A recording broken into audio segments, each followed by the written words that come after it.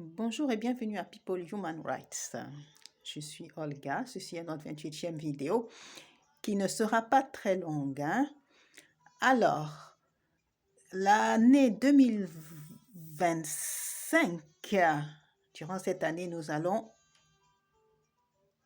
mettre en œuvre la déprogrammation des œuvres maléfiques. Voilà. Et d'abord, meilleurs vœux. Que l'Éternel des armées bénisse cette année 2025 pour ses enfants, afin que tous les innocents opprimés soient délivrés et que les dirigeants qui oppriment leur peuple soient écartés et que le monde soit dans la crainte de l'Éternel. Donc, aujourd'hui, je vais faire une petite mise au point sur le vol d'identité.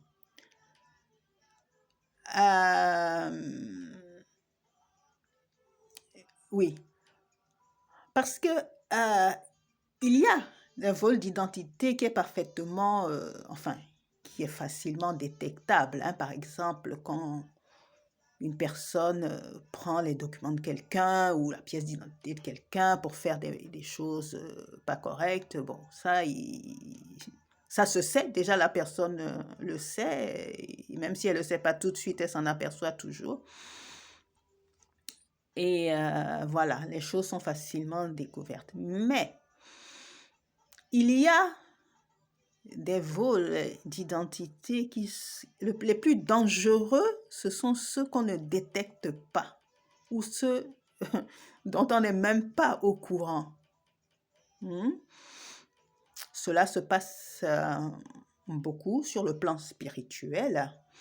Mais là, pour vous faire comprendre les choses, parce que sur le plan spirituel, déjà, il n'y a rien de physique, il n'y a rien de matériel. C'est pas quelque chose de matériel qui est pris. Voilà.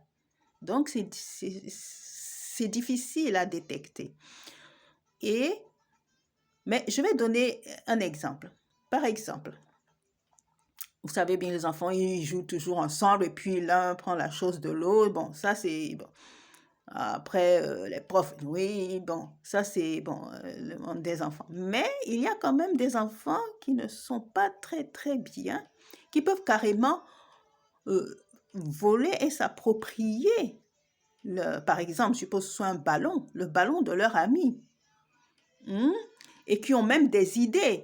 Ils vont par exemple maquiller le ballon, transformer, si le ballon était bleu, ils vont le mettre rouge, ils vont faire des inscriptions. Enfin bon, bref, les petits enfants, ça se passe. Voilà, pas ceux qui sont en âge de faire ces choses, bien sûr. Et il va tellement le transformer que l'autre ne saura même pas que c'est son ballon.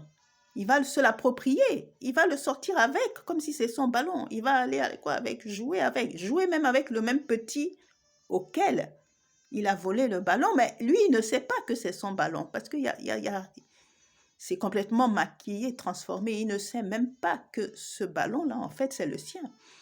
Il peut même aller demander à son ami, tu peux me prêter ton ballon parce que j'ai perdu le mien? Vous voyez la gravité de la chose. Donc,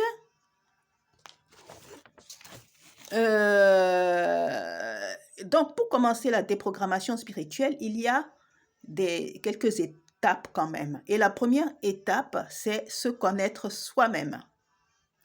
Pas seulement son être. Pas seulement Olga, bon, je me connais, je suis comme ci, j'aime ceci, j'aime cela. Non, ça c'est important, bien sûr, de se connaître. Mais ce n'est pas suffisant. Il faut se connaître en ce sens. Voilà, par exemple, on a des parents, on a des grands-parents, on a de la famille, on a un village, on fait partie d'un peuple. C'est-à-dire, on a une histoire. Voilà. Il faut connaître son histoire. Il faut savoir ce qui s'est passé avant que nous ne venions au monde. C'est ça. c'est à partir de cela, en collectant certaines informations au sujet de « mais attends, ah bon, avant ça se passait comme ça, mais pourquoi ça ne se passe plus comme ça aujourd'hui ?» Il faut répondre à toutes ces questions-là. Voilà. Il faut se connaître, il faut connaître son peuple, il faut connaître ses histoires. Et après, maintenant, en dehors de ce qui est visible dans la déprogrammation, hein, comme bien sûr les abus, bon bref, j'ai déjà fait une liste l'autre fois.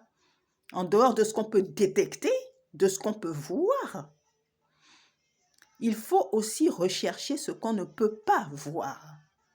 Voilà.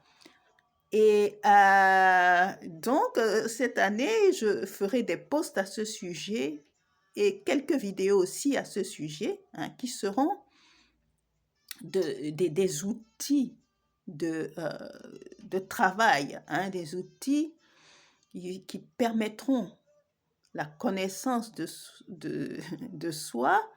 Comme je dis, je vais me concentrer sur la Terre-Mère des hommes, bien sûr, parce que son histoire est extraordinaire, longue, et il y a des coins très sombres. Et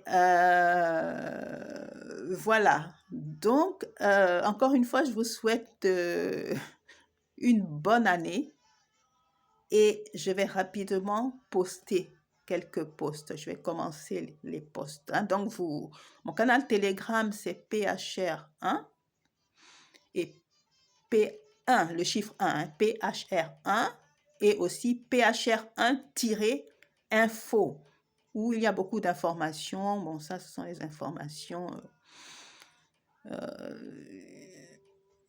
enfin, qu'on entend ou qu'on n'entend pas. Voilà, je mets beaucoup d'informations dessus.